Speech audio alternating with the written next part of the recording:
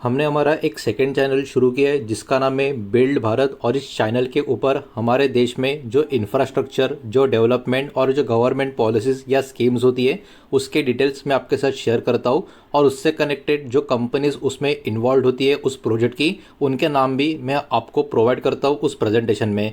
तो अगर आप इंटरेस्टेड हो तो हमारा जो ये सेकंड चैनल है बिल्ड भारत, इसको आप ज़रूर सब्सक्राइब कर लेना। इस चैनल का लिंक इस वीडियो के डिस्क्रिप्शन में भी आपको मिल जाएगा, या फिर हमारा जो चैनल अभी आप देख रहे हो वॉइस ऑफ मार्केट, इसी वॉइस ऑफ मार्केट चैनल का जो होम टैब है वहाँ पे अगर आप जाओगे तो वहाँ पर भी ये वाला चैनल आपको इजीली दिख जाएगा, वहाँ से भी इसको आप सब्सक्राइब कर सकते हो। तो चलिए आगे बढ़ते हैं हमारे आज के दिन के इस तीसरे वीडियो की तरफ। इसके पहले भी दो वीडियोस आज के दिन हम पब्लिश कर चुके हैं। अगर वो दोनों वीडियो अब तक आपने नहीं देखे तो आप चाहिए तो हमारे चैनल के वीडियो सेक्शन में जाकर उन दोनों वीडियोस को भी देख सकते हो। तो देखिए, एक बहुत ही बड़ी वाली खबर यहाँ पर निकल कर आ रही है सैबिक के बारे में। अब एक्चुअली हो क्या रहा है ये एक एक करके यहाँ पर मैं आपको बताने वाला हूँ, और इससे जो इम्पैक्टेड स्टॉक्स होंगे वो भी आपके सामने प्रेजेंट करूंगा, तो वीडियो के साथ अंत तक बने रहे। तो देखिए, यहाँ पर न्यूज रिपोर्ट जो है वो सजेस्ट कर रही है कि मिसाइल अटैक सैबिक जो सऊदी अरेबिया में वहां पर उनकी फैसिलिटीज के आसपास मिसाइल अटैक होता हुआ नजर आ रहा है, और ये न्यूज रिपोर्ट के थ्रू ये पर्टिकुलर खबर निकल कर आ रही है। This has created concerns in global petrochemical market. ठीक है, पूरी दुनिया भर का जो पेट्रोकेमिकल मार्केट है इस पर्टिकुलर खबर के वजह से कहीं ना कहीं अब थोड़ा सोच विचार में पड़ता हुआ आपको नजर आएगा। अब आप लोग सोचोगे उसमें इतनी कौन सी बड़ी बात है, तो ये बहुत ही बड़ी बात है हमारे कंट्री के लिए भी। एक एक करके मैं सारी चीजें आपको बताने वाला हूँ, बिकॉज ये जो सैबिक है, SABIC, ये one of the largest petrochemical producer है पूरी दुनिया का। सऊदी अरेबिया छोड़ दो, एशिया छोड़ दो, मैं पूरी दुनिया की बात कर रहा हूँ।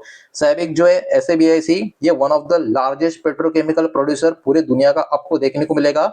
और इसी के पास मिसाइल अटैक की खबर न्यूज रिपोर्ट के थ्रू पब्लिश होते हुए आपको देखने को मिल रही है। तो अब समझ जाओ ये अभी के टाइम पे कितना बड़ा कंसर्न बनता हुआ आपको नजर आएगा।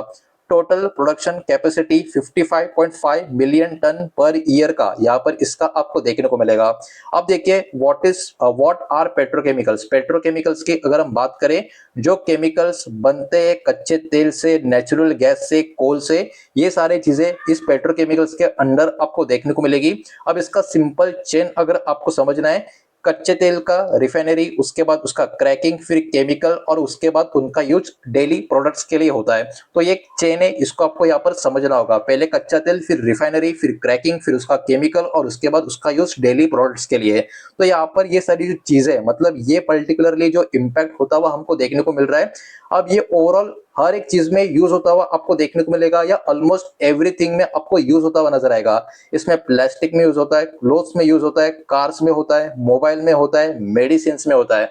मतलब ऑलमोस्ट जो हम लोग चीजें यूज करते हैं, इस्तेमाल करते हैं, जिसके ऊपर कहीं ना कहीं थोड़ा बहुत डिपेंडेंट भी है, उन सारी चीजों के ऊपर इस चीज का इम्पैक्ट पड़ रहा है। तो इस न्यूज का इम्पैक्ट कहीं ना कहीं काफी बड़ा हमको आने वाले समय में मार्केट के ऊपर, कंट्रीज के ऊपर, इकोनॉमी के ऊपर भी देखने को मिल सकता है।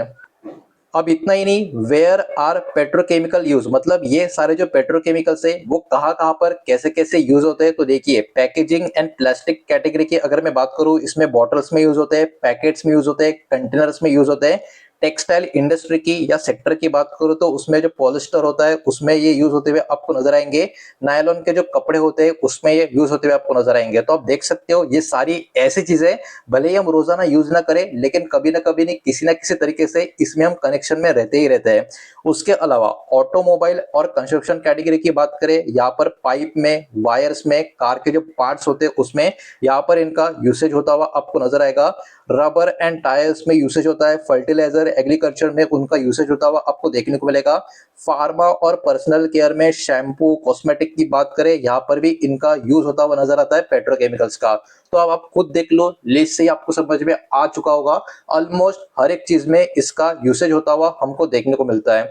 तो ये जो ज्वेल का कॉम्प्लेक्स है वो इतना इंपॉर्टेंट क्यों है? तो देखिए, ये one of the largest petrochemical hub पूरी दुनिया का आपको देखने को मिलेगा, जो प्रोड्यूस करता है बहुत सारे अलग-अलग आप बोल सकते हो केमिकल गैसेस टाइप आप देख सकते हो इसमें methanol, MEG, PVC, proton, ethylene ये सब कुछ आपको देखने को मिलेंगे। अब इसमें एक और काफी इंटरेस्टिंग इंपॉर्टेंट डेटा हमको देखने को मिलेगा। सऊदी अरेबिया ओवरऑल 9% का ग्लोबल सप्लाई करता है और ज्वेल अकेला 5 से 6% का ग्लोबल सप्लाई करता हुआ आपको नजर आएगा। तो ये वाला खबर क्यों इतना इंपॉर्टेंट है, इससे भी आपको नंबर से ही अंदाजा हो जाना चाहिए। देखिए अभी के टाइम खतरा क्या है, what is the risk now, मतलब अभी के टाइम इस खबर की वजह से खतरा क्या है।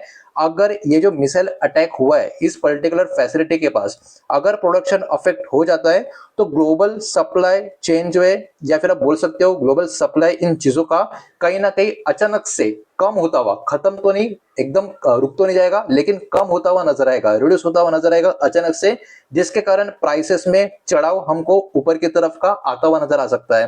तो ये क्या अच्छी खबर है? बिल्कुल नहीं, ये कहीं ना कहीं थोड़ी बुरी खबर आपको देखने को मिलेगी। बिकॉज प्रोडक्शन अगर अफेक्ट हो गया तो ग्लोबल सप्लाई लेवल इसका रिड्यूस होगा और प्राइसेस जो बचे हुए बंच की जो मार्केट में अवेलेबल होगा उसकी ऑब्वियस सी बात है ऊपर की तरफ चले जाएगी। अब यहाँ पर जितना भी हमने डेटा देखा इस फैसिलिटी का ग्लोबल लेवल पे थोड़ा बहुत हमने देखा, अब इसका इम्पैक्ट इंडिया के ऊपर किस तरीके से होता हुआ हमको नजर आ सकता है, इसको भी हमको थोड़ा समझना होगा।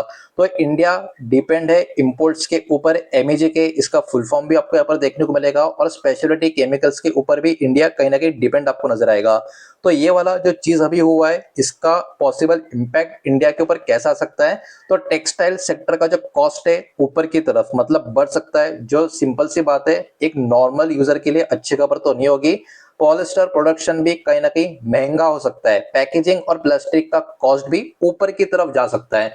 तो अभी के टाइम ऑलरेडी पूरे दुनिया भर में अलग अलग चीजों की वजह से कहीं ना कोई तो टेंशन चल ही रहा है, और अभी ये वाला एक उसमें ऐड हो चुका है, ऐसा अगर हम बोलेंगे तो कुछ गलत नहीं होगा। अब ये वाला अपडेट के कारण कौन से ऐसे इंडियन स्टॉक्स है जिनके ऊपर इंपैक्ट आ सकता है वो एक एक करके उनके नाम में आपके सामने प्रेजेंट करूंगा। लेकिन याद रखना जो भी मैं शेयर के नाम आपको जो बता रहा हूँ वो किसी भी टाइप का इन्वेस्टमेंट एडवाइस नहीं है, जो ये न्यूज है उस न्यूज से कनेक्टेड इन्फॉर्मेशन मैं आपके सामने प्रेजेंट कर रहा हूँ। वीडियो को प्लीज लाइक कर देना, वीडियो को शेयर कर देना, पहली बार चैनल पे आ चुके हो तो चैनल को भी सब्सक्राइब जरूर कर देना।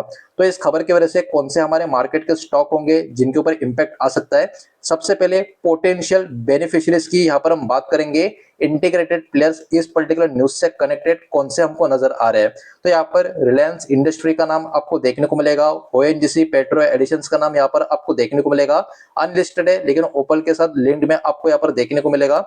अब इसका रीजन क्यों है, इनके ऊपर ये इंपैक्ट क्यों आ सकता है, बिकॉज देखिए ग्लोबल प्राइस अगर ऊपर की तरफ जाती है इनको बेटर रियलाइजेशंस होते हुए आपको देखने को मिलेंगे। तो ये था पहला एक पर्टिकुलर एक आप बोल सकते हो सेगमेंट। दूसरे अगर हम बात करें और भी ऐसे कौन से कंपनीज है जिनके ऊपर पोटेंशियली इंपैक्ट आ सकता है कॉस्ट प्रेशर की वजह से, इसमें केमिकल्स और पेट्रोकेमिकल्स के कुछ कंपनीज के नाम आपको देखने को मिलेंगे, जिसमें आरती इंडस्ट्रीज, एसआरएफ, दीपक नाइट्रेट, गुजरात अल्काइंस, इनके नाम यहाँ पर आपको नजर आ रहे हैं केमिकल एंड पेट्रोकेमिकल के लिस्ट से।